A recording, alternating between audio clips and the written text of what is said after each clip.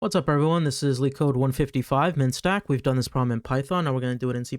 So we just have to design a stack that supports the push, pop, top, um, methods, which are very common, right? But also we have to retrieve the minimum element in constant time, right? So we have to implement this min stack class where we initialize a stack object, push the element val onto the stack, remove the element on the top of the stack, get the top element of the stack, and then retrieve the minimum element in the stack. And this is kind of the tricky part of this problem, right?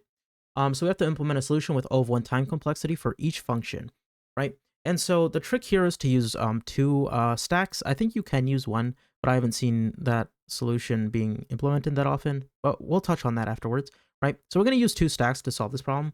And the way you do this is, let's say we're adding something into the stack, like we're adding a new number, okay? Both stacks are initially empty, so we added 2. Okay. Now, if min stack is empty, then we can just add the same value, okay? 2. Now, let's say we add a 4, right? We're pushing a 4 onto the stack, okay? Now, before we push anything onto the min stack, we're basically going to take that element we pushed onto this stack, and we're going to compare that with the top of the min stack, and we're going to take the minimum, and that minimum is going to be appended to the min stack. So the minimum between 4 and 2 is 2. So 2 gets added, which makes sense, right? We have 2 elements here. What should the minimum be when we check the top of the min stack? It should be 2, right? Okay, so we are keeping track of the minimum. Now let's say we're adding like a 1, okay? Okay, so we add this 1, right? We compare this 1 with this 2. Which one's the minimum? 1 is smaller, right? So we append a 1.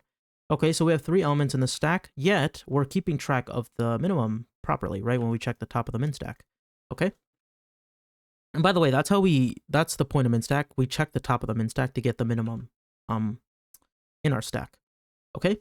Now, what's our next method? So pop. Okay, so when we pop from the stack, we have to pop from both. Okay, so we pop from here, we pop from here. Okay, we have 2 elements. What's the min? 2. Okay, that works. Okay, now the top just should get the top element of the stack. So we would just basically retrieve this, right? And get min is basically checking the top also, but not of this stack, but from this stack. Because the top of this stack should be the minimum in our stack, right? Right? We have these numbers, yet at the top of the stack we have a 2, right? So the minimum between these two should be a 2, right? That's kind of how our function works, or how the solution works, okay? I think maybe thinking of how to implement this was a tricky part, right? But actually understanding the implementation, I think, is not too difficult. But coming up with it on your own can be a little bit tricky. I'll give you that. Okay. So we're gonna create these 2 stacks, right? One called stack and one called min stack. Okay. Now this push here is where we have to do the pushing. Okay. Now stack.push, we just push onto it regardless, right? We don't care if there's something on it or not, right? Because we don't have to keep track of any ordering. So we're going to do this. Now for the other stack, the min stack, that's where ordering matters. So if it's empty, right, we're going to say if min stack dot empty, right, then we can just append val onto it, okay? Now else, and this else is basically where min stack already has something in it. And this is where we need to do the minimum, right? Because it actually matters now what we put into the min stack, because we have to check what we're appending to the actual this stack. What we're appending here, we have to compare that to what the minimum is in the min stack. Okay, so we're gonna say val equal and we're gonna take the minimum between val and the top of the min stack. So we're gonna say min stack dot top. Okay, and then we're gonna do min stack dot push val.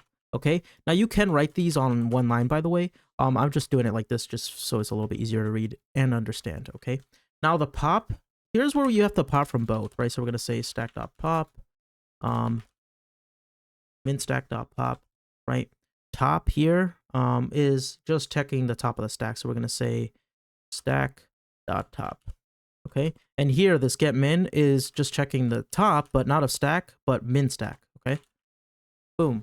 So I don't think the solution is that complicated to understand. Oh, by the way, these are returns, right? We have to return, obviously, because we're actually getting something. Right, these are ints. My bad. But this solution isn't too difficult, I don't think, to understand, right? We pass test cases, right? We're going to submit.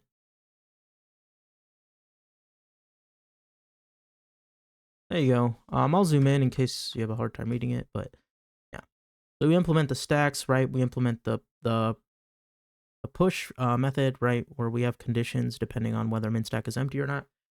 So the pop, we pop from both. The top, we just return the top of the stack. Get min, we return the top of the min stack. Okay. Now, I said earlier you can do this with one stack. I think you can, but I've never seen anyone implement it that way. But I believe you can. I'm just telling you, I don't know what an interview would let you get away with or not. Maybe they'll let you use two. Maybe they want one. But I think what you can do also, but like I said, I haven't seen people usually do this, which is why I didn't show you. But I think you can use one stack and have like a tuple, right? Like a pair. And one of the pairs is basically the element you're adding, right? What the element you're appending, right? In push. And then the other one is basically the minimum element so far.